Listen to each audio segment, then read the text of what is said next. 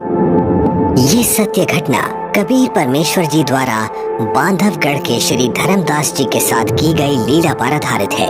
श्री धर्मदास जी का जन्म 1395 विक्रमी संवत 1452 को कार्तिक पूर्णिमा के दिन छत्तीसगढ़ के बांधवगढ़ नगर में हुआ।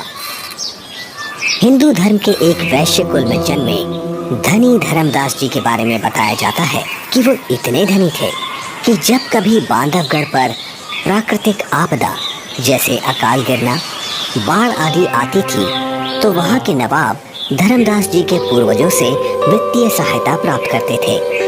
आदरणीय धर्मदास जी इतने धनवान होने के बावजूद भी उनकी बचपन से ही भगवान में अपार श्रद्धा थी, जिसके लिए वो हिंदू धर्म में प्रचलित सभी पूजा भी करते थे और श्री रूपदास जी नाम के एक वैष्णव संत से दीक्षा भी ले रखी थी। अपने गुरुदेव के बताए अनुसार वो नित्य गीता जी का पाठ करते, शालिग्राम की पूजा करते, एकादशी का व्रत करते और श्राद्ध इत्यादि भी करते थे। जब धर्मदास जी वृद्धावस्था की दहलीज पर आ गए तो उन्होंने अपनी पत्नी से तीर्थों की यात्रा करने की बात कही। आमिनी। जी स्वामी। गुरुदेव ने कहा है कि मुक्ति पाने के लिए 68 तीर्थों की यात्रा जरूर करनी चाहिए, इसलिए मैं कल तीर्थ यात्रा पर निकल रहा हूँ। मेरे जाने की तैयारी कर देना, यात्रा के लिए जरूरी सामान बांध देना। ठीक है स्वामी।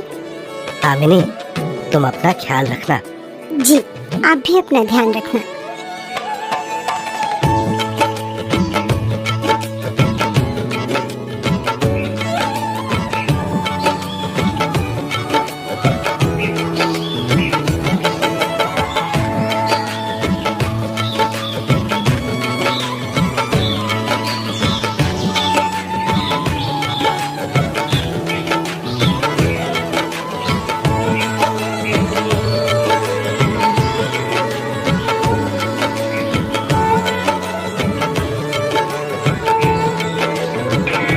मथुरा में तीर्थों की यात्रा करते हुए एक सुबह धर्मदास जी गोवर्धन पर्वत के पास स्थित एक सरोवर के किनारे पहुंचे।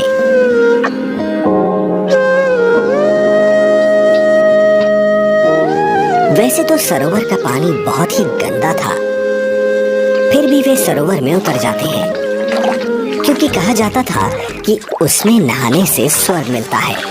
इसलिए धर्मदास जी ने उसमें स्नान किया और फिर अपने ठाकुर जी की पूजा करने लगे। तभी वहाँ सर्वसृष्टि रचनहार कबीर देव जी काशी शहर से आकर प्रकट होते हैं और एक मुसलमान जिंदा महात्मा का रूप बनाकर धर्मदास जी से थोड़ी ही दूरी पर आकर बैठ जाते हैं। अब धर्मदास जी पवित्र गीता जी को खोलकर उसका ऊंचे स्वर में पाठ करने लगते हैं। बहुनी में व्यतीतानि जन्मानि तव च अर्जुन तानि अहम वेद सर्वाणि न त्वम वेद परंतप।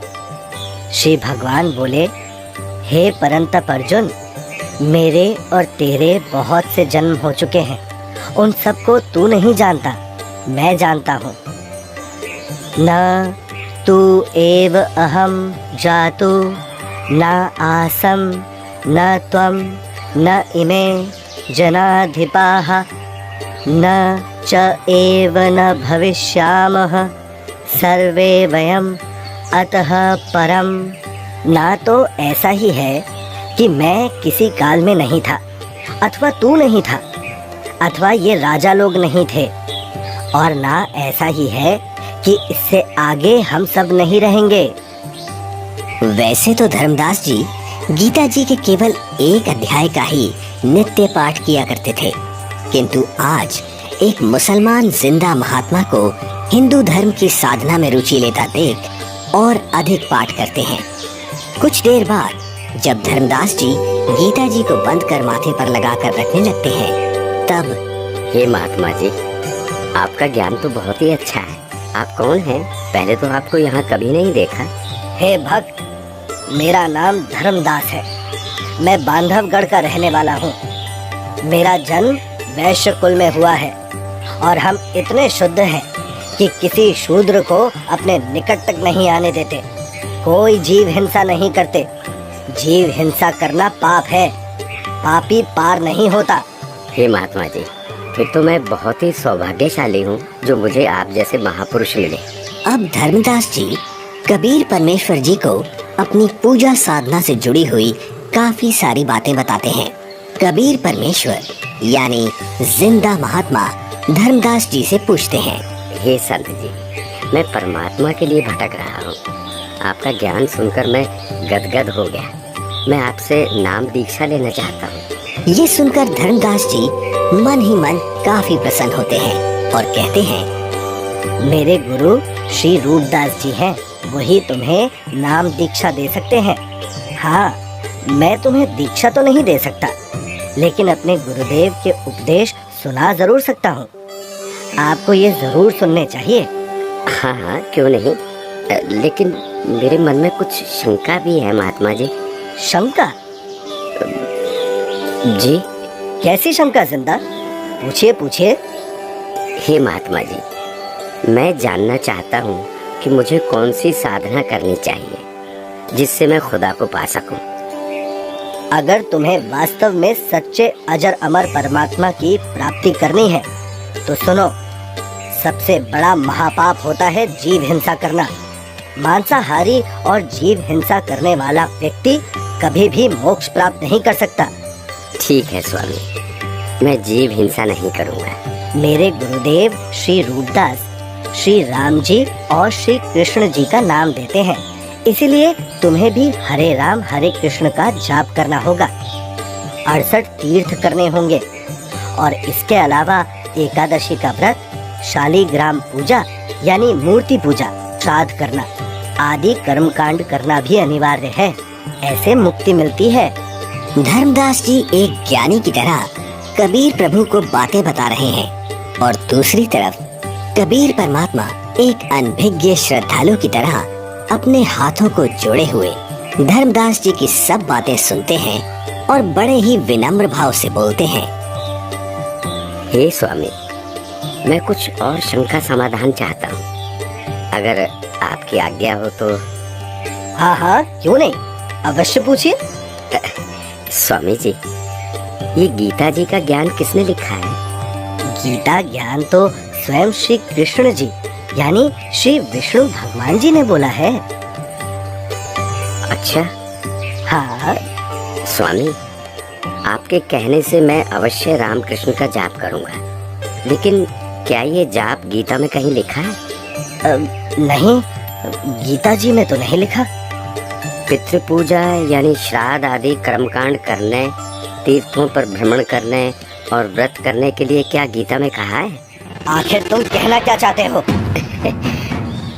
कुछ नहीं स्वामी, मैं तो बस ये समझना चाह रहा हूँ, जब गीता जी में व्रत के लिए मना किया गया है तो फिर आप एकादशी के दिन भूखे क्यों मरते हो?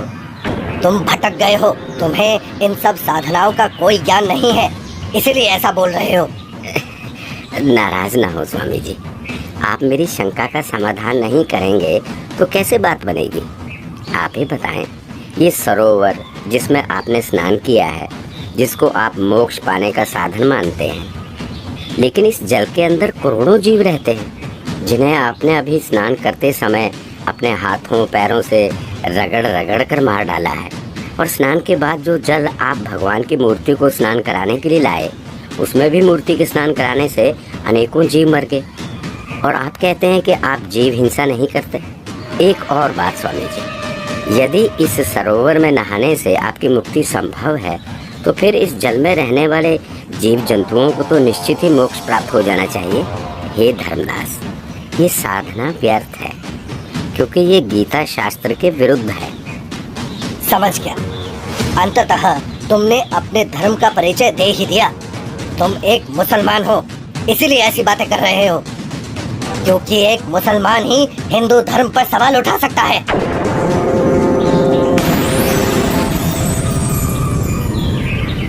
अरे, ये तो गायब हो गए। लगता है ये कोई सामान्य संत नहीं थे। मुसलमान होकर भी उनको हिंदू शास्त्रों का पूर्ण ज्ञान है। ये जरूर कोई देव पुरुष है। वे सही ही तो बता रहे थे। हे परमात्मा, एक बार फिर से वही संत मिले तो मैं अपना हठ छोड़कर नम्र भाव से संपूर्ण ज्ञान समझूंगा। हे भगवान, माफ करो मुझे।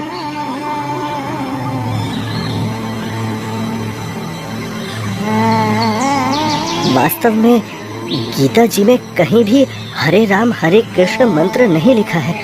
अभी तो पितर पूजा, भूत पूजा, देवताओं की पूजा गीता अध्याय 9 श्लोक 25 में व्यर्थ कहा है।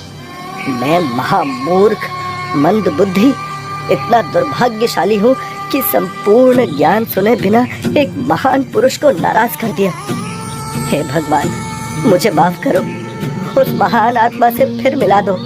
मैं इस बार उनकी सारी बातें मानूंगा।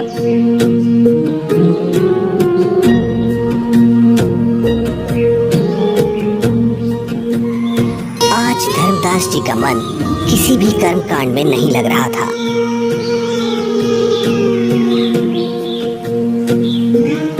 तब उन्होंने सब कार्य छोड़कर खाना बनाने के बारे में सोचा। भगवान का प्रसाद बना लेता हूँ और फिर उन महापुरुष की खोज करता हूँ।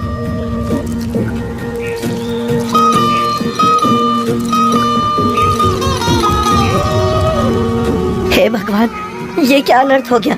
इस लकड़ी में तो हजारों चींटियां अंडों सहित मर गई होंगी। हे भगवान, आज जैसा अनर्थ तो कभी नहीं हुआ। बहुत बड़ा पाप कर दिया मैंने। मैं इस पाप से बने हुए भोजन को कदापि नहीं खा सकता।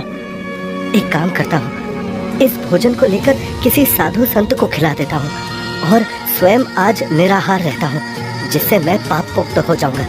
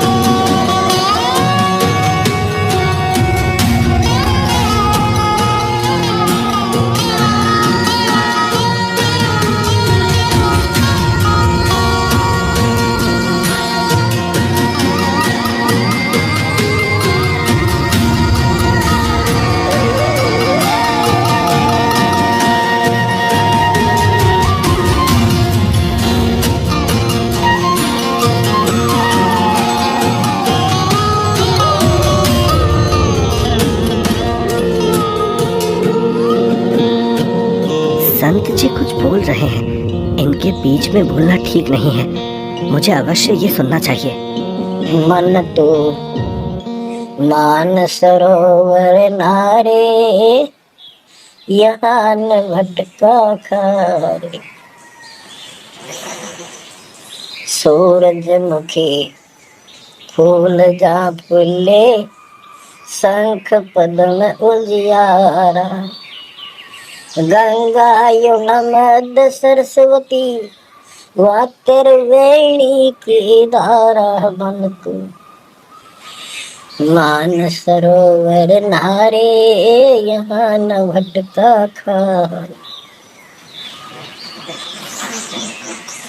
जहाँ कमोदनी चंद्रगता है, कमल कमल मद तोरा। अनहद नाद अजब धुन होई, जाने सतगुरु पूरा। मन तो मान सरोवर नारे, यहाँ न भटका खारे।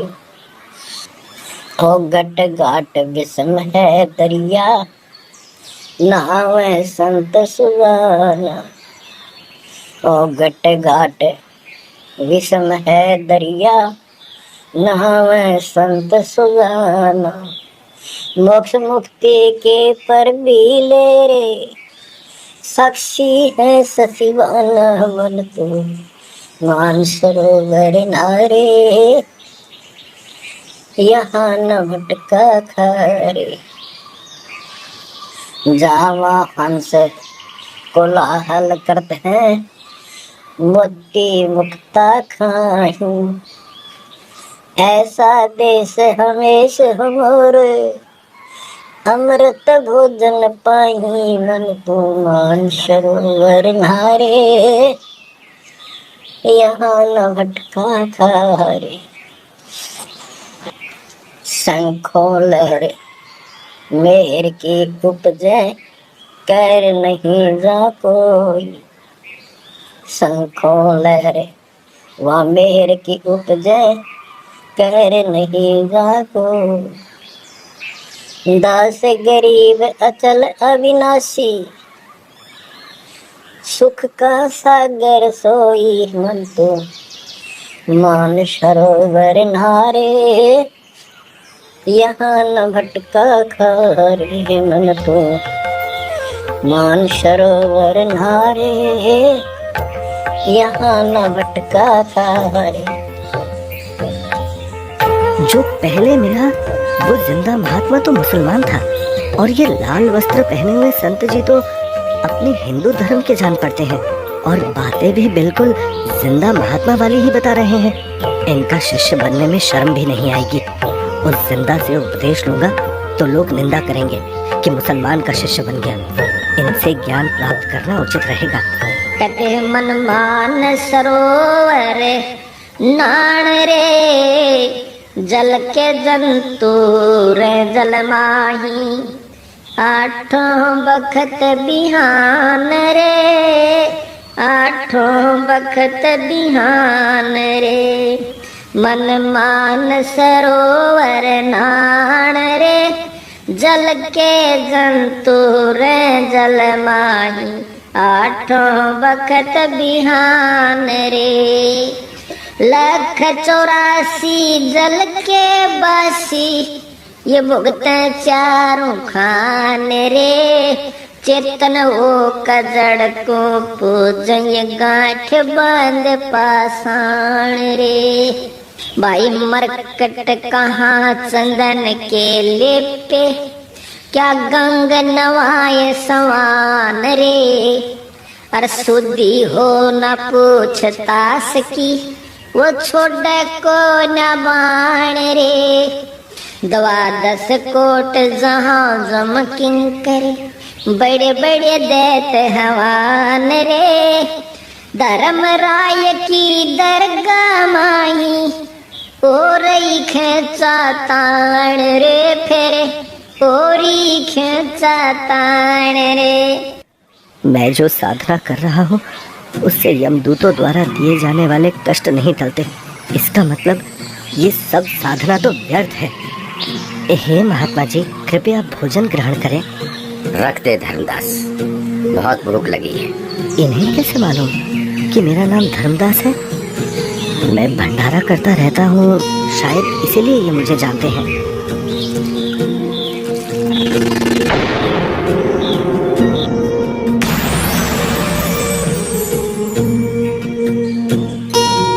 आप तो वही महात्मा जी हो। हत्यारे, कल तो क्या कह रहा था कि जो जीव हिंसा करते हैं वो कभी मोक्ष को प्राप्त नहीं कर सकते। अरे तू तो कसाई से भी बुरा निकला। हे प्रभु, मुझे ज्ञानी को क्षमा करो। मैं कहीं का नहीं रहा जिसका कोई लाभ नहीं, और शास्त्र अनुकूल साधना किससे मिले ये आप ही बता सकते हैं। मैं आपसे पूर्ण आध्यात्मिक ज्ञान सुनने का इच्छुक हूँ। कृपया मुझ ज्ञानी पर दया करके मुझ पापी को वो तत्व ज्ञान सुनाए भगवान, जिससे मेरा मोक्ष हो सके। ठीक है धर्मदास, अब सुनो। आप एकादशी का व्रत करते हो, जबकि श्रीमद् भगवद गीता अध्याय 6 श्लोक 16 में पढ़ा है कि हे अर्जुन, ये योग यानी भक्ति ना तो अधिक खाने वाले की और ना बिल्कुल ना खाने वाले अर्थात व्रत रखने वाले की, ना अधिक सोने वाले की तथा ना अधिक जागने वाले की सफल होती। इस श्लोक में व्रत रखना पूर्ण रूप से मना है धर्मदास। फिर देख अपनी गीता खोलकर। यहाँ परमेश्वर कबीर देव जी जिंदा रूप में धर्मदास जी को सृष्टि रचना सुनाते हैं और तीनों देवताओं की स्थिति से अवगत कराते हैं कि हे धर्मदास, अभी तक आप जिन भगवानों की यानी ब्रह्मा विष्णु महेश की भक्ति कर रहे थे, वो तो पृथ्वी स्वर्ग और पाताल केवल इन तीनों लोकों में प्रधान है। रजगुण ब्रह्मा है, सतगुण विष्णु और तम गुण शिव जी ये मोक्ष नहीं कर सकते। आप जो भक्ति कर रहे हैं उससे कोई लाभ नहीं होगा। धर्मदास, केवल शास्त्र अनुकूल भक्ति करो। हे महात्मा, आप ये क्या कह रहे हैं? ब्रह्मा विष्णु महेश की भक्ति करने से कोई लाभ नहीं होगा? हम उनको कैसे छोड़ सकते हैं? धर्मदास, मैं इन देवताओं को छोड़ने की नहीं कह रहा, बल्कि आपको ये समझा रहा हूँ कि जो पवित्र गीता जी और पवित्र वेद बता रहे हैं वैसे साधना करने से ही मोक्ष संभव है। हे जिंदा, भगवान विष्णु अखिल ब्रह्मांड के स्वामी हैं और आप उनको केवल 3 लोक के स्वामी बता रहे हैं। यदि फिर से आपने श्री विष्णु को अपमानित किया तो उचित नहीं होगा। मूर्ख के समझावते ज्ञान गाठी का जाए, कोयला होत न उजला, भावे 100 मन साबुन लाए। ये मैंने क्या कर दिया? मैंने उन महात्मा को फिर से नाराज कर दिया। मेरी बुद्धि भ्रष्ट हो गई है। जो मैंने सच्चे परमात्मा को नहीं पहचाना, उन्हें अपने जैसा मनुष्य मान लिया। हे भगवान, मुझे क्षमा करो। अब जिस पूजा को मैं कर रहा हूँ वो कर नहीं सकता और आपकी बात मैंने सुनी नहीं। हे भगवान, मुझे सत्मार्ग दिखाओ, नहीं तो मैं आत्मघात कर लूंगा। मुझे परमात्मा की सच्ची भक्ति चाहिए। अब परमात्मा के अंतर ध्यान हो जाने से व्याकुल धर्मदास जी अपने आप को कोसते हुए तीर्थ यात्रा को बीच में ही छोड़कर घर को चल पड़ते हैं। रास्ते में धर्मदास जी एक बगीचे में विश्राम करने के लिए रुकते हैं, जहां अक्सर सभी तीर्थयात्री विश्राम के लिए रुका करते हैं। जहां धर्मदास जी चिंतन करते हैं कि पूर्ण परमात्मा की साधना तो मेरे को मिली नहीं और पहले वाली साधना मैं नहीं करूं तो कहीं मैं पाप का भागी ना बन जाऊं। इसलिए धर्मदास जी मूर्ति निकालकर वापस उन्हीं की पूजा करने लगते हैं। तभी दयालु परमात्मा कबीर देव जी पहले की तरह संत रूप बनाकर वहां प्रकट हो जाते हैं, जिन्हें देख धर्मदास की खुशी का ठिकाना ही नहीं रहता। हे परमात्मा, हे मेरे मालिक, बहुत दया करी दाता, मुझ पापी को माफ करे प्रभु। बैठो प्रभु, मैं आपके खाने के लिए कुछ लाता हूँ। नहीं धर्मदास, अभी इच्छा नहीं है। हे भगवान, यदि आप नहीं खाएंगे तो मेरी आत्मा को कष्ट होगा। ठीक है धर्मदास, जो तेरी इच्छा है ले आ खाने के लिए। धर्मदास के काफी आग्रह करने पर और उनके सच्चे भाव को देखकर परमात्मा कबीर जी पेड़े और बताशे खाने लगते हैं। परमात्मा को पेड़े खिलाते हुए धर्मदास जी बहुत प्रसन्न होते हैं। प्रसाद लेने के बाद परमात्मा फिर से ज्ञान चर्चा करने लगते हैं। हे धर्मदास जी, आप यदि अभी भी इस ज्ञान पर विश्वास नहीं कर पा रहे हैं तो क्यों ना आप एक बार अपने गुरुदेव रूपदास जी से ये सब पूछ के देख लो कि क्या ब्रह्मा विष्णु महेश के कोई माता पिता हैं या नहीं, और क्या ब्रह्मा विष्णु महेश जी की जन्म मृत्यु होती है। क्या ये देवता आपके पाप कर्म काट सकते हैं? क्योंकि जो ज्ञान मैंने आपको बताया है पुराणों में ये सब स्पष्ट लिखा है। और हाँ धर्मदास, आप अपने गुरु जी से ये भी पूछना कि क्या आप जो भक्ति बता रहे हैं उससे मुझे मोक्ष की प्राप्ति हो जाएगी। हाँ प्रभु, मैं निश्चित ही गुरुदेव से इन शंकाओं का समाधान अवश्य करवाऊंगा। इसके बाद कबीर प्रभु वहाँ से चल पड़ते हैं। धर्मदास जी कबीर परमात्मा जी को बेहद व्याकुलता में एकटक देखते जा रहे हैं। प्रभु, प्रभु! लेकिन धर्मदास जी के लिए ये परिस्थिति बहुत असामान्य हो जाती है। धर्मदास जी इतना व्याकुल हो जाते हैं कि वो परमेश्वर कबीर साहिब जी को छोड़ना नहीं चाह रहे थे और पहले वाली साधना भी छोड़ना धर्मदास जी के लिए बहुत मुश्किल हो रहा था। कबीर प्रभु के जाने के बाद धर्मदास अपनी शंकाओं के समाधान के लिए अपने गुरु रूपदास जी के आश्रम की तरफ निकल पड़ते हैं।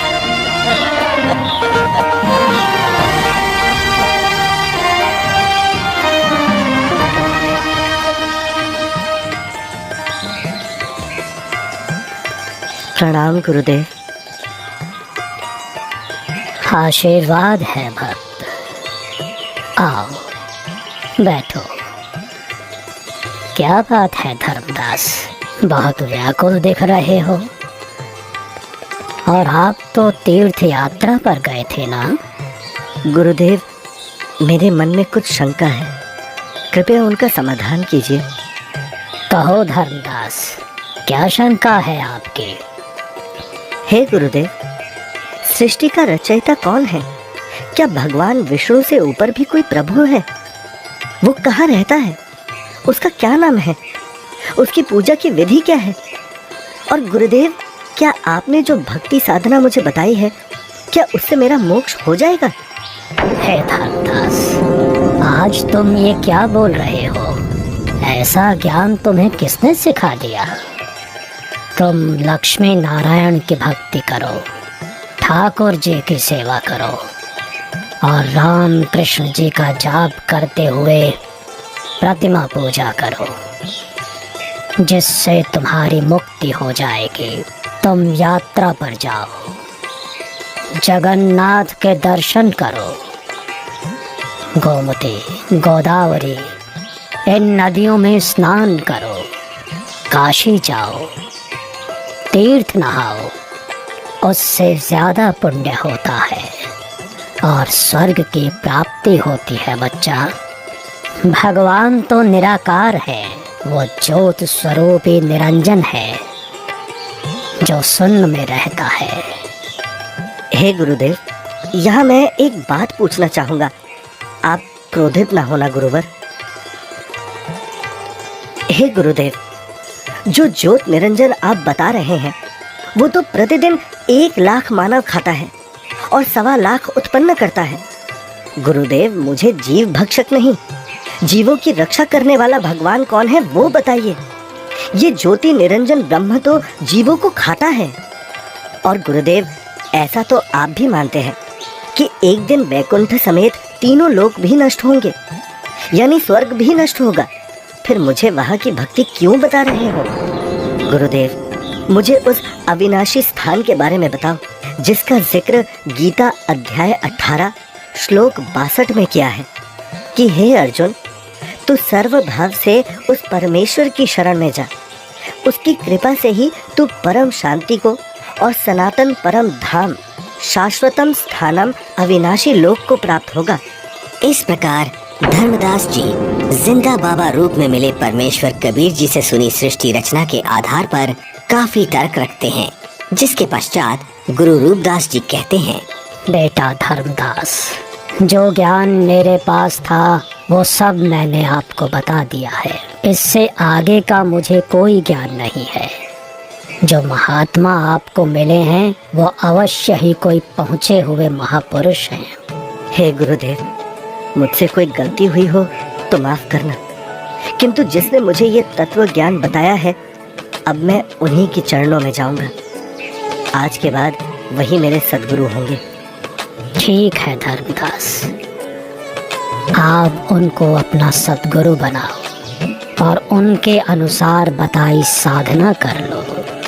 इसके बाद धर्मदास जी गुरु रूपदास जी को प्रणाम करके वहां से अपने घर की तरफ निकल पड़ते हैं।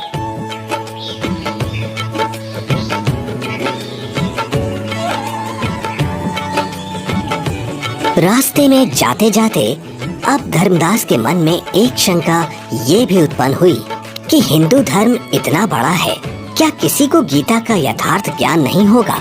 अवश्य कोई ना कोई साधु महात्मा मंडलेश्वर गीता में कहे उस परमेश्वर परम अक्षर ब्रह्म के विषय में जानता होगा। इसके बाद धर्मदास कई प्रसिद्ध हिंदू संतों से मिलते हैं। सबको पहले 1 रुपया दान देते हैं ताकि संत मेरे को अपने दिल की बात गुप्त रहस्य बताएगा, क्योंकि जो भक्त अधिक दक्षिणा देता था तो संत उससे अधिक स्नेह से बात करते थे।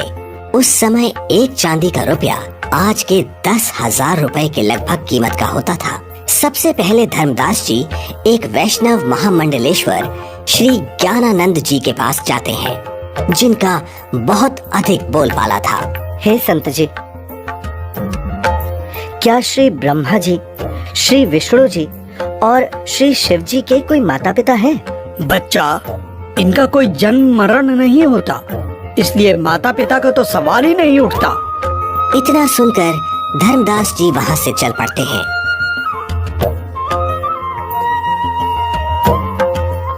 जहाँ कुछ दूरी पर धर्मदास जी को एक बहुत बड़े विद्वान महात्मा का पता चलता है, जो कि काशी विद्यापीठ से पढ़कर आए हैं और वे शास्त्रों के पूर्ण विद्वान हैं।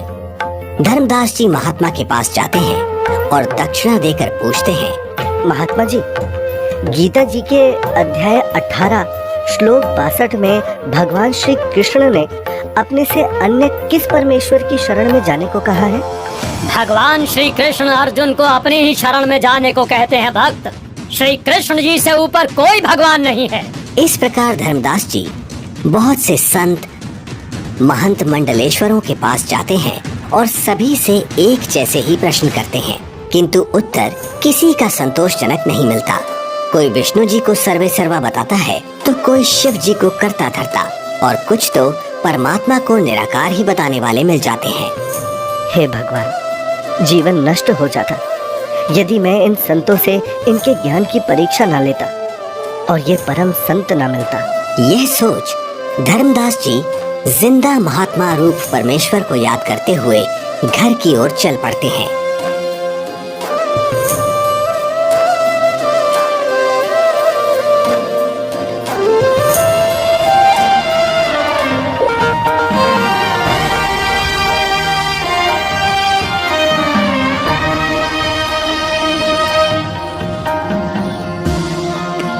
जहाँ मार्ग में एक नदी आती है, जिसके किनारे वृक्ष के नीचे एक हिंदू संत विराजमान दिखाई देते हैं, जिनके पास 4-5 व्यक्ति भी बैठे हैं। धर्मदास जी भी विश्राम करने के उद्देश्य से संत के पास कुछ दूरी पर वृक्ष के नीचे छाया में दूर से ही राम राम करके बैठ जाते हैं। लगता है मुझे इस साधु से भी प्रश्न करना चाहिए। अरे नहीं नहीं, जब बड़े बड़े मंडलेश्वरों को ज्ञान नहीं, जिनके पास हजारों शिष्य हैं, तो फिर इसके पास तो क्या ही होगा। यहाँ तो बस 4-5 वृद्ध ही तो बैठे हैं।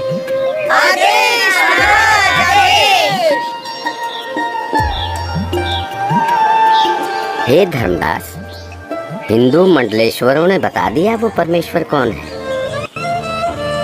मुझ पापी अवगुण हारे को क्षमा करो महाराज, मैंने बड़ी भारी भूल की है। आपने सृष्टि रचना का ज्ञान जो बताया है, उसके सामने सभी संतों का ज्ञान ऐसा है जैसे सूरज के सामने दीपक। धर्मदास, तेरे मन में अन्य संतों से ज्ञान जानने की प्रेरणा मैंने ही की थी। यदि आप इन सब के अज्ञान से परिचित नहीं होते तो फिर भी मेरे ऊपर विश्वास नहीं करते, सोचते रहते कि और संतों के पास भी जाना चाहिए। ये कैसे हो सकता है कि मुसलमान को ज्ञान है, हिंदुओं को नहीं। अब तुम पूर्ण विश्वास करोगे, इसलिए पूर्ण लाभ मिलेगा। मेरे को एक अन्य संत मिला, उसने भी यही आप वाला ज्ञान बताया था। मुझे लगता है वो आप ही हो, आपने रूप बदल रखा है। हे धर्मदास, मैं उनका शिष्य हूँ, वे मेरे गुरु हैं, वे काशी में रहते हैं। यहाँ धर्मदास व जिंदा रूपी परमात्मा की बहुत ज्ञान चर्चा हुई, जिसके बाद मैं अब सतगुरु के दर्शन करने जा रहा हूँ, आज्ञा दो। मुझे सतलोक के दर्शन करा दो, बिना देखे मुझे शांति नहीं होगी। हे धर्मदास, आपको गुरुजी से दीक्षा दिला दूंगा, फिर भक्ति करना। हे जिंदा, आप ही सब कुछ हो, अपने आप को छुपा रहे हो। मुझे सतलोक दिखाओ ताकि मेरी आत्मा को संतोष हो। धर्मदास, नाम लेकर भक्ति करो। जब शरीर छोड़कर जाओगे तो आप वहाँ सतलोक देखना। हट क्यों कर रहे हो? मैं कितना दुष्ट हूँ कि मैंने परमात्मा पर विश्वास नहीं किया, और अब पता नहीं वो फिर दोबारा दर्शन देंगे या नहीं। रोते रोते धर्मदास जी अपने घर पहुंच जाते हैं।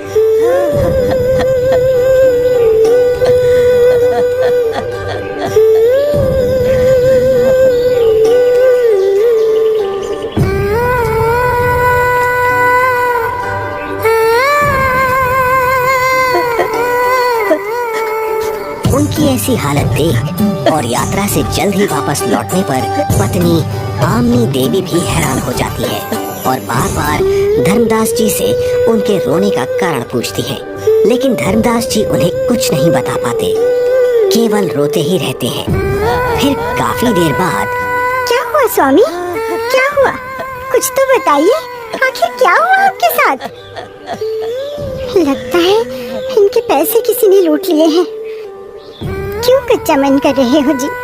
किसी ने यात्रा में आपका धन लूट लिया तो कोई बात नहीं, आपके पास धन की कमी थोड़ी है, हाँ ले जाना, भगवान ने बहुत दे रखा है। आमिनी, यदि रुपए पैसे वाला धन लुट गया होता तो मैं और ले जाता। मेरा तो ऐसा धन लुट गया है आमिनी, जो शायद अब मुझे कभी ना मिले, और वो मैंने अपने हाथों अपनी मूर्खता से गवाया है। धर्मदास जी जिंदा महात्मा से हुई सर्व ज्ञान चर्चा और उनसे सुनी सृष्टि रचना आमनी देवी को सुनाते हैं। आपने भगवान को क्यों नहीं पहचाना स्वामी? ये क्या किया आपने? बनिया होते हुए भी आप ये सौदा कैसे चूक गए? इसी बात का तो दुख है आमिनी, जीवन में पहली बार मुझसे इतनी भारी भूल हुई है। तावालीन बहे निर्वाणी, मगन रूप साहेब सैलानी, तावा रोवत धर्मनि नागर, कहाँ गए मेरे सुख के सागर। अधिक वियोग हुआ हमसे ती, जैसे निर्धन की लुट जा खेती। कलप करे और मन में रोवे, दसों दिशा को वो मग रोवे। अधिक वियोग हुआ हमसे ती, जैसे निर्धन की लुट जा खेती। कलप करे और मन में रोवे, दसों दिशा को वो मग रोवे। हम जाने तुम जेहे स्वरूपा, हमरी बुद्धि अंधगर कूपा। हम तो मानुष रूप तुम जाना, सुन सतगुरु का किया पियाना। बेग मिलो कर हूँ अपघाता, मैं ना जी हूँ सुनो विधाता। अगम ज्ञान कुछ मोहे सुनाया, मैं जी हूँ नहीं अवगत राया। बेग मिलो कर हूँ अपघाता, मैं ना जी हूँ सुनो विधाता। अगम ज्ञान कुछ मोहे सुनाया, मैं जी हूँ नहीं अवगत राया। तुम सतगुर अवगत अधिकारी, मैं नहीं जानी लीला थारी। तुम अवगत अविनाशी साईं, फिर वो को कब मिलो गोसाई। कमर कसी धर्मदास को पूरब पंथ पयाने, गरीबदास रोवत चले वो बांधो गुड़ अस्थाने। अब धर्मदास रोजाना अपने घर के आसपास, जंगलों में, नदियों के पास, नगरों में और दूसरी अलग अलग जगह पर काफी सारे धर्मगुरु, संत, महंत, मंडलेश्वर, आचार्य, शंकराचार्य के पास जा जाकर परमात्मा को ढूंढने लगे। कहीं वेश बदल कर बैठे हों, इसलिए प्रश्न भी करते कि श्री ब्रह्मा जी, श्री विष्णु जी, श्री शिव जी के माता पिता कौन है, वो परमात्मा कौन है। परंतु उत्तर ठीक नहीं होता था। तो स्पष्ट था ये साधु संत परमात्मा जिंदा नहीं है। 6 महीने तक जिंदा बाबा नहीं मिले। तब एक दिन, हे स्वामी, आप ऐसे मत रोइए, भला रोने से कोई समाधान थोड़ी ना होगा। कुछ याद कीजिए स्वामी, उन्होंने कुछ तो बताया होगा कि वो किस प्रकार मिलते हैं, कहाँ मिलते हैं। हाँ, याद आया आमिनी, उन्होंने ज्ञान चर्चा करते समय बताया था। जहाँ कहीं भी धर्म भंडारे चल रहे होते हैं, मैं वहाँ जरूर उपस्थित होता हूँ और अपनी प्यारी आत्माओं को ज्ञान समझाता हूँ। धर्मदास, क्या धर्म भंडारा? फिर तो स्वामी क्यों ना हम धर्म भंडारा ही करवा दें। हाँ, यही सही है। 3 दिन का धर्म भंडारा करते हैं।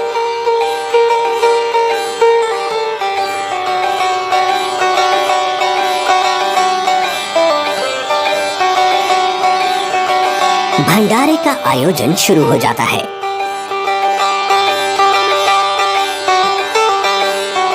दूर दूर से साधु महात्मा भंडारे में आने लगते हैं।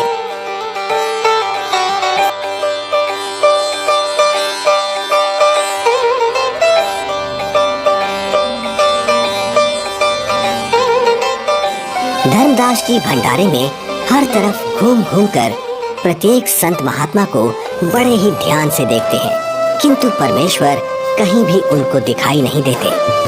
2 दिन बीत जाते हैं। धर्मदास जी बहुत मायूस हो जाते हैं और एकटक रास्ते को ही निहार रहे हैं। आज वो मन ही मन संकल्प कर लेते हैं कि प्रभु, आप मुझे अपराधी को दर्शन नहीं दे रहे। हे परमात्मा, आज अगर आप नहीं मिले तो मैं आत्मघात कर लूंगा। तभी अचानक धर्मदास जी की नजर कुछ ही दूरी पर एक कदम के वृक्ष के नीचे जाती है, जहाँ वही पूर्ण परमात्मा कबीर परमेश्वर जी उसी जिंदा महात्मा के रूप में विराजमान होते हैं, जिन्हें देखकर तो धर्मदास जी की खुशी का ठिकाना ही नहीं है। धर्मदास परमात्मा की तरफ इस प्रकार दौड़ते हैं जैसे भूखे को भोजन और प्यासे को पानी मिल जाता है। हे परमात्मा, हे भगवान, अब मैं आपको कहीं जाने नहीं दूंगा। मेरी भूल क्षमा करो प्रभु। मैं बस आपकी ही भक्ति करना चाहता हूँ। मैं भविष्य में कोई गलती नहीं करूंगा। हे दीन दयाल, मुझ अज्ञानी को माफ कर दो। मैंने अज्ञानतावश आपको बहुत कटु वचन बोले। मुझे माफ करो परवरदिगार, मुझे माफ करो। जब धर्मदास जी ने अपनी गलती की क्षमा मांगी और कभी ऐसी गलती ना करने का बार बार वचन दिया, तब परमात्मा धर्मदास जी के घर गए।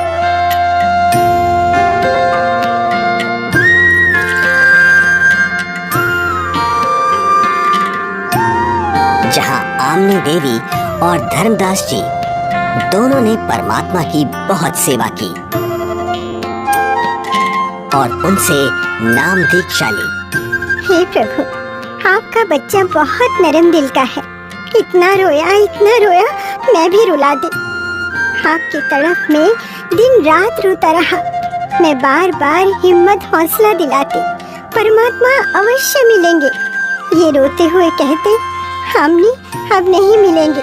मैंने उनको बहुत बार परेशान किया अपनी मूर्खता व अज्ञान के कारण। फिर रोने लग जाते। आपने अपने दास को इतना कष्ट नहीं देना था।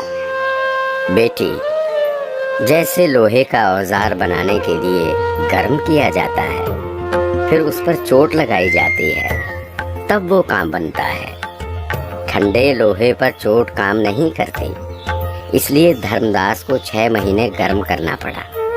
ये काल का वकील बना था। अब जो मैं बताऊंगा ये सब मानेगा और काम का हो जाएगा, यानी मोक्ष प्राप्त करेगा। धर्मदास, आपको वो भगवान मिला है जिसको पाने के लिए राजाओं ने राज त्याग दिए, ऋषियों ने शरीर तक गला दिए। इसलिए अब खूब भक्ति करो ताकि आप हमेशा हमेशा के लिए सतलोक के निवासी बन सको, जहां आपको इतना सुख मिलेगा जो स्वर्ग क्या महास्वर्ग में भी नहीं है। सुंदर बाग, सदाबहार फलदार वृक्ष और दूधों की नदियां बहती हैं, जहां सुंदर नर और नारी रूप में हंस आत्माएं रहती हैं। वे कभी वृद्ध नहीं होते और वहां जाने के बाद कभी मृत्यु भी नहीं होती। धर्मदास, हे महाराज, नाराज ना होना। कृपया मुझे वो अमर लोक दिखाने की मेहर करे परवरदिगार, ताकि मेरा विश्वास दृढ़ हो। आप भक्ति करो। जब शरीर त्याग कर जाओगे तो सतलोक को ही प्राप्त करोगे। धर्मदास जी के अधिक आग्रह करने पर कबीर परमेश्वर जिंदा रूप में धर्मदास जी की आत्मा को निकालकर ऊपर सतलोक में ले जाते हैं। सतलोक, जहाँ दरबार के द्वार पर खड़े द्वारपाल को परमेश्वर ने कहा कि धर्मदास जी को परमात्मा के दर्शन कराओ। जिंदा रूप परमात्मा पीछे से अपने सिंहासन के पास चले गए, जिसके कुछ ही देर बाद देखते ही देखते वहाँ पर बहुत सारे हंस तथा हंसनी इकट्ठे होकर नाचते गाते हुए धर्मदास जी को परमेश्वर के सिंहासन के पास लेकर जाते हैं, जहाँ परम अक्षर ब्रह्म कबीर साहिब जी, जिनके एक रोम का प्रकाश करोड़ों सूर्य और करोड़ों चंद्रमा के प्रकाश से भी कई गुना अधिक था, वो एक बहुत ही सुंदर सिंहासन पर विराजमान है। जिंदा रूप में नीचे से गए परमात्मा तख्त पर विराजमान अपने ही दूसरे स्वरूप पर चवर करने लगते हैं, जिसे देख धर्मदास जी सोचते हैं कि जिंदा महात्मा तो परमेश्वर का सेवक है। धर्मदास जी इतना सोच ही रहे थे कि कुछ ही देर में तख्त पर विराजमान परमात्मा खड़े हो जाते हैं और जिंदा महात्मा तख्त पर विराजमान हो जाते हैं तथा तेजोमय परमात्मा जिंदा महात्मा पर चंवर करने लगते हैं, जिसे देख धर्मदास जी हैरान हो जाते हैं कि तेजोमय परमात्मा जिंदा महात्मा पर चंवर क्यों कर रहे हैं। आखिर ये जिंदा महात्मा है कौन? इतने में तेजोमय शरीर वाले परमात्मा जिंदा महात्मा के शरीर में समा जाते हैं और चंवर अपने आप होने लगता है। धर्मदास, मैं ही संपूर्ण सृष्टि का रचयिता हूँ। मेरा ही नाम कबीर देव है। मैं ही चारों युगों में पृथ्वी पर प्रकट होता हूँ। वर्तमान में मैं अपने वास्तविक नाम कबीर नाम से काशी नगर में प्रकट हूँ, जहाँ एक साधारण मनुष्य की भांति लीला कर रहा हूँ और जुलाहे रूप में रहता हूँ। धर्मदास, काल जाल में फंसे अपने बच्चों को भक्ति का धनी बनाकर उनके इस वास्तविक घर सतलोक में वापस लाने के लिए वहाँ प्रकट हुआ हूँ। हे सर्वसृष्टि रचनहार, मैं बहुत दुष्ट हूँ। मैंने आपको कितना दुखी किया, कितना अपमानित किया। मुझे माफ कर दो परवरदिगार, मैं बहुत नीच हूँ, माफ कर दो मुझे। हे परमात्मा, आपने ये इतना प्रकाशमान रूप पृथ्वी पर क्यों नहीं प्रकट किया, क्यों छुपा रखा है? हे धर्मदास, यदि इसी रूप में नीचे जाऊं तो किसी की भी आंखें इस प्रकाश को सहन नहीं कर सकती। दूसरी बात, काल ब्रह्म यानी ज्योति निरंजन का डर के मारे हाल बेहाल हो जाएगा। इसलिए काल के लोक में गुप्त रहकर जीवों को ज्ञान सुनाता हूँ, उनका कल्याण करता हूँ। धर्मदास, अब आप नीचे जाकर खूब भक्ति करो और वहाँ काल जाल में फंसे अपने सभी भाई बहनों को भी समझाओ। सत्य का गवाह बनो कि ये काशीवासी जुलाहा सर्व सृष्टि रचनहार है, सबका धारण पोषण करने वाला है। परम अक्षर ब्रह्म यानी सत्य पुरुष अविनाशी परमेश्वर है। यही वास्तव में परमात्मा है। जैसा गीता अध्याय 15 श्लोक 17 में तथा अध्याय 2 श्लोक 17 में लिखा बताया है, वह यही है। नहीं नहीं महाराज, मुझे यही रख लो, यही रख लो महाराज, मुझे यही रख लो। हमने बहुत भारी गलती की है। काल के साथ उस मृत लोक में जाकर ऐसे सुख सागर को छोड़कर अब उस नरक में मुझे नहीं जाना प्रभु, हमें यही रख लो महाराज। धर्मदास जी को रोता देख परमात्मा उनको समझाते हैं और वहीं दूसरी तरफ पृथ्वी पर धर्मदास जी को 3 दिन से अचेत देखकर घर परिवार, गांव, रिश्तेदार, मित्र प्यारे सभी इकट्ठा हो जाते हैं। कोई झाड़ फूंक करा रहा था तो कोई वैद्य से उपचार करा रहा था, किंतु किसी को आशा नहीं रही थी कि धर्मदास जी जिंदा हो जाएंगे। आमिनी देवी का भी रो रो कर बुरा हाल हो जाता है। तब तीसरे दिन परमात्मा ने धर्मदास जी की आत्मा को शरीर में प्रवेश करा दिया। धर्मदास जी अपने चारों ओर खड़े रिश्तेदारों को और पत्नी आमनी देवी को रोता देख आश्चर्यचकित हो जाते हैं। क्या हुआ आप सभी को? आप ऐसे रो क्यों रहे हैं? हे भगवान, तेरा लाख लाख शुक्र है। क्या हुआ है आमिनी, कुछ तो बताओ। स्वामी, आप 3 दिन से अचेत थे। हम सभी को तो लग रहा था आप नहीं बचेंगे। आमिनी, वो जिंदा महात्मा ही सर्व सृष्टि के रचनहार हैं। उनके सामने ब्रह्मा, विष्णु, महेश, दुर्गा, गणेश, क्षर पुरुष, अक्षर पुरुष कुछ भी नहीं है। वही मुझे अपने सतलोक लेकर गए थे। वहाँ हम सभी के बड़े बड़े महल हैं, दूधों की नदियाँ, सदाबहार फलदार वृक्ष हैं। वहीं एक बहुत ही विशाल और भव्य सिंहासन पर पूर्ण ब्रह्म कबीर साहिब जी विराजमान हैं, जिनके एक रोमकूप के सामने करोड़ों सूर्य और चंद्रमा भी फीके हैं। सतलोक का वर्णन करते हुए अचानक धर्मदास जी को परमात्मा के काशी में प्रकट होने वाली बात याद आती है, जिसके बाद धर्मदास जी काशी नगर में जाकर कबीर जुलाहे रूप में आए परमात्मा की झोपड़ी का पता करते हैं। जहाँ असंख्य ब्रह्मांडों के स्वामी कबीर परमेश्वर जी को कपड़ा बुनने का कार्य करते देख धर्मदास जी को बड़ा ही आश्चर्य होता है। हे प्रभु, मुझे ज्ञानी को क्षमा करो प्रभु। मुझे विश्वास नहीं हो रहा था कि आप ही परमात्मा हैं, आप ही परम अक्षर ब्रह्म हैं। इस वेशभूषा में तो आपको कोई भी नहीं पहचान सकता। इसके बाद परमेश्वर कबीर जी ने धर्मदास जी को सतनाम दिया, जिसे पाकर धनी धर्मदास जी बहुत खुश होते हैं। हे प्रभु, बड़ी दया करी आपने, मेरा तो जीवन सफल हो गया। बेटा धर्मदास, अब आप अपने घर जाओ और भक्ति करो, मैं वहीं आऊंगा। जी जरूर आना परमात्मा, वहाँ मेरे बेटे को भी समझाना और आमिनी को भी सतनाम देना। ठीक है बच्चा, मैं जरूर आऊंगा।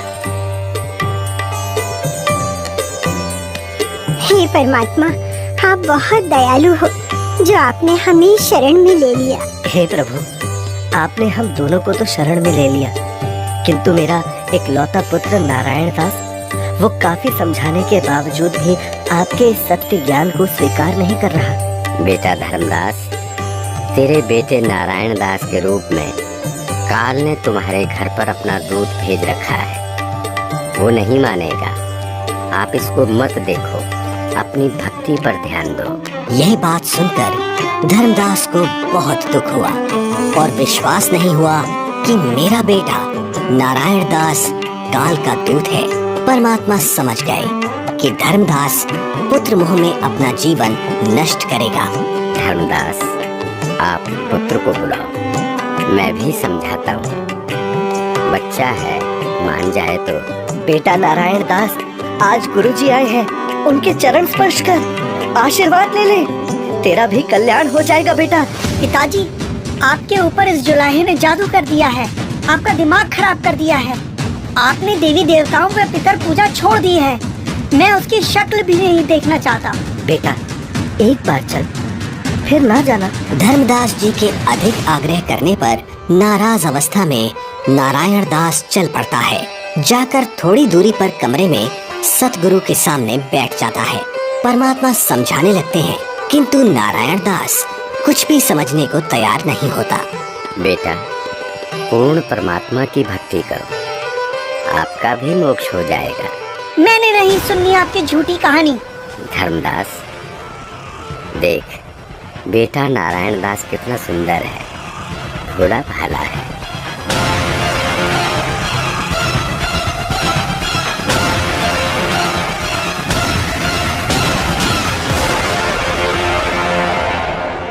बेटा नारायण दास, आप जाओ, आपको जो ठीक लगे करो।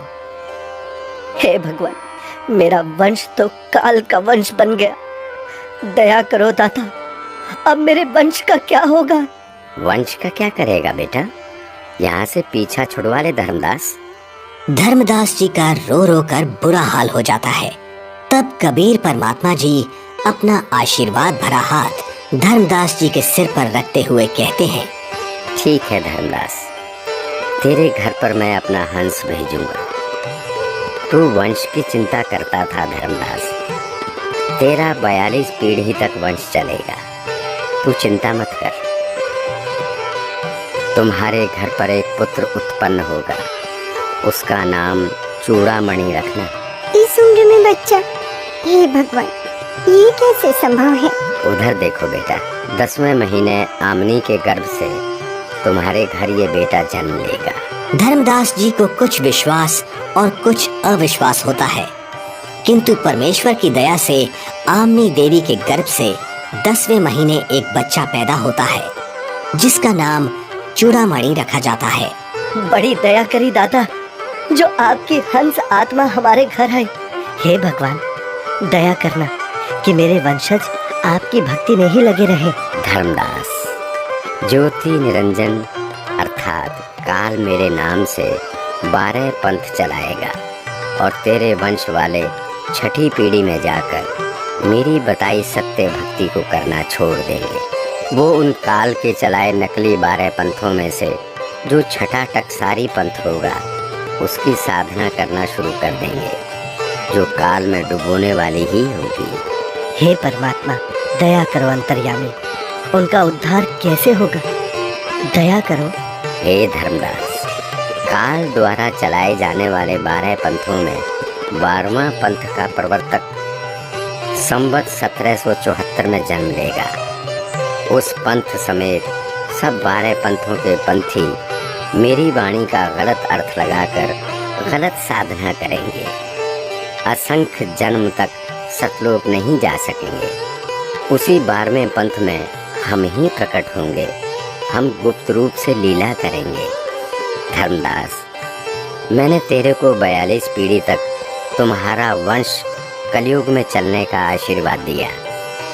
तेरे वंश वालों का उद्धार मेरे द्वारा भेजे जाने वाले मेरे कृपा पात्र महापुरुष से होगा।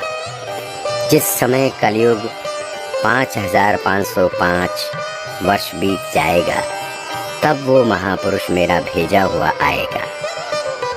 अर्थात उसे मुझे ही समझ, वो सारे संसार के प्राणियों का उद्धार करेगा। उस समय तेरे बिंद वाले यानी तेरी 42 पीढ़ी वाले हों या सारा संसार, जो भी उससे नाम दीक्षा लेगा उन सबकी मुक्ति हो जाएगी। मेरा आशीर्वाद है। आज वर्तमान में स्वयं कबीर परमात्मा के अवतार बंदी छोड़ सतगुरु रामपाल जी महाराज आए हुए हैं, जो कि सर्व समाज को सतभक्ति प्रदान कर रहे हैं, जिनसे नाम दीक्षा लेकर भक्ति करने से सर्व सुख व पूर्ण मोक्ष की प्राप्ति होती है। सत साहिब जी।